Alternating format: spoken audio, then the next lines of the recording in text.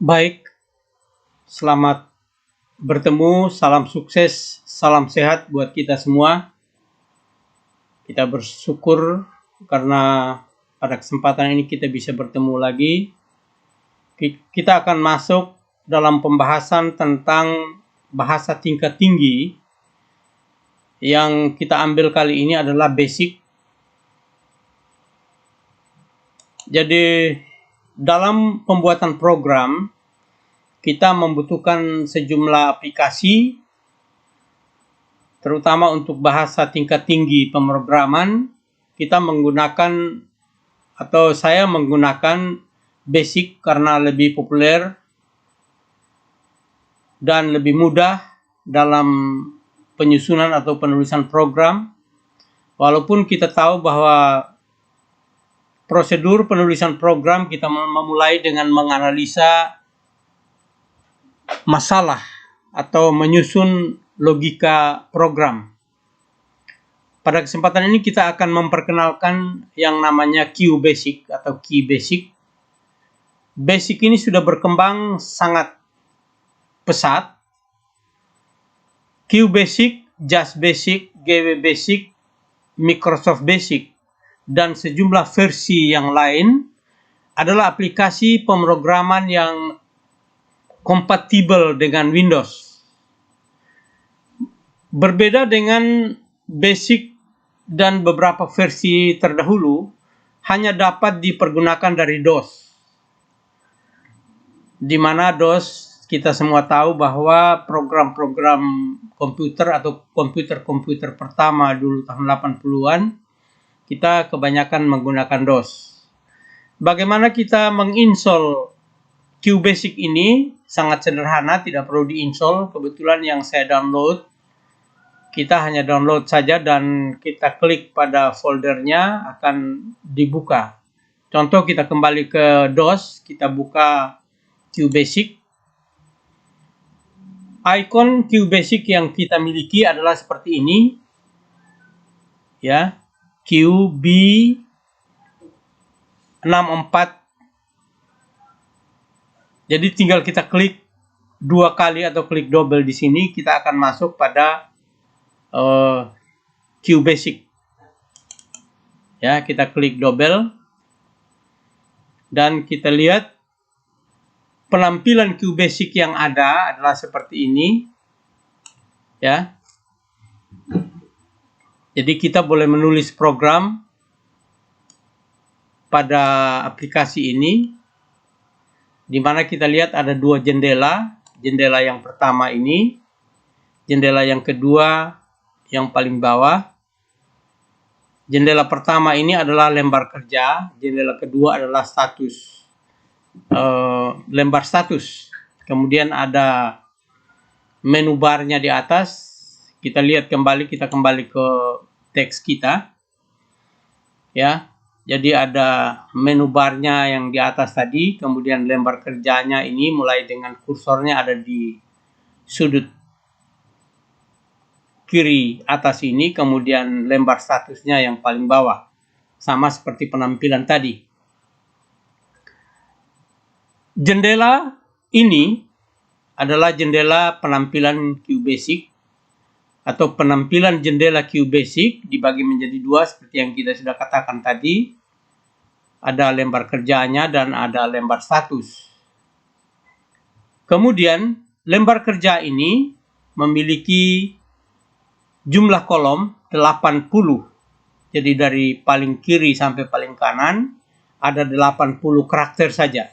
Ketika nanti kita run program, hanya itu. Jadi kita menulisnya misalkan di kolom keberapa kita tulis, tinggal kita tulis tab dan seterusnya nanti dalam penjelasan instruksi. Kemudian barisnya ke bawah itu hanya 24 baris.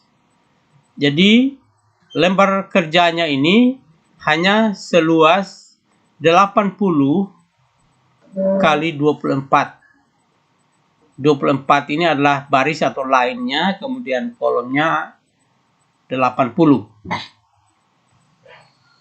Kemudian pada menu bar, sebagaimana kita tahu aplikasi-aplikasi yang biasa kita pergunakan, itu di atasnya ada ya.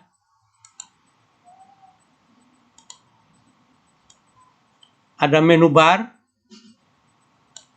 Jadi ada file, kemudian ada edit, ada view, ada search, ada run, dan ada option. Yang biasa kita pergunakan adalah file, edit, dan run. Yang lainnya jarang kita gunakan, walaupun sebenarnya kita perlu gunakannya karena seperti misalnya dalam file ini ada fasilitas-fasilitas yang terdapat dalam file, ada new, open, save, save as, kemudian ada satu jendela recent, atau beberapa file yang barusan dibuat atau yang sudah dibuat atau sudah disusun dalam program basic ini, kemudian yang terakhir exit. Kemudian dalam edit juga demikian, ada cut, copy, paste, clear, ada select all, undo, redo, comment, uncomment, kemudian new sub, dan new function. Kemudian pada view hanya ada satu, ada sub. Kemudian research, ada banyak juga, find, repeat, change. Kemudian add, bookmark, next, bookmark, dan previews. Kemudian go to line keberapa. Kemudian ada run ini yang sering kita gunakan, jadi setiap kali kita susun program, kita mau mengeksekusinya menggunakan run, kita klik run, lalu kita klik start, maka program akan dilaksanakan oleh komputer. Kemudian option, dan seterusnya, ada beberapa fasilitas di dalamnya. Nah, ini disebut lembar kerja. Kalau kita mau bekerja dengan basic, menyusun program komputer menggunakan aplikasi basic, inilah yang akan kita pergunakan. Nah, di dalam basic ini, kita tahu penulisan dalam basic, ya, selain kita harus familiar dengan menu barnya, dalam penulisan basicnya, juga kita harus ingat kembali bahwa di dalam basic itu ada nomor baris, ya, dalam struktur penulisan basicnya ada nomor baris, ada perintah, dan bermacam fungsi atau karakter atau konstanta di dalamnya. Lalu kita menulis program sesuai dengan struktur, mengikuti struktur basic. Nah, dalam QBasic ini kita menulis program seperti ini. Contoh, kita ambil contoh misalnya basic biasanya ditulis diawali dengan nomor baris, ya, seperti yang biasa kita gunakan. Tapi dalam QBasic ini nomor baris tidak terlalu penting. Yang penting sistematika, struktur programnya, dia akan kerjakan sesuai dengan nomor baris yang ada. Jadi baris pertama, baris kedua, baris ketiga, baris keempat, dan seterusnya, Nah, jadi untuk QBasic ini, nomor baris tidak terlalu penting, tapi kita menulis menggunakan nomor baris pun baik, bisa diterimanya, dan dia bisa eksekusi program yang kita susun, asal penulisan strukturnya atau formatnya sesuai dengan format basic, perintahnya perintah basic, dan sistem penulisan lainnya sesuai dengan basic.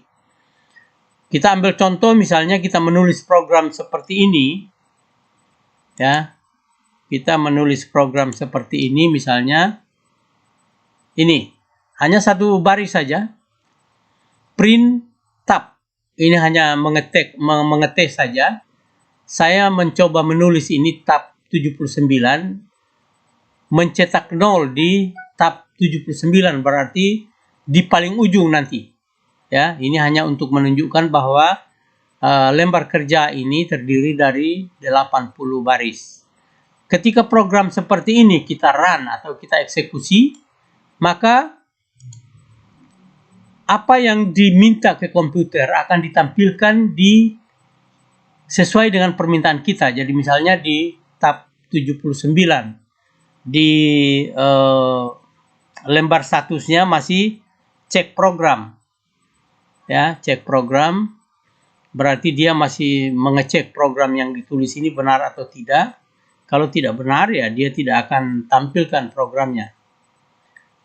Kemudian kalau misalkan sudah benar, dia akan tampilkan OK pada lembar kerjanya, lembar statusnya, dan di lembar kerja ini akan diganti dengan lembar eksekusi atau hasil daripada program tersebut.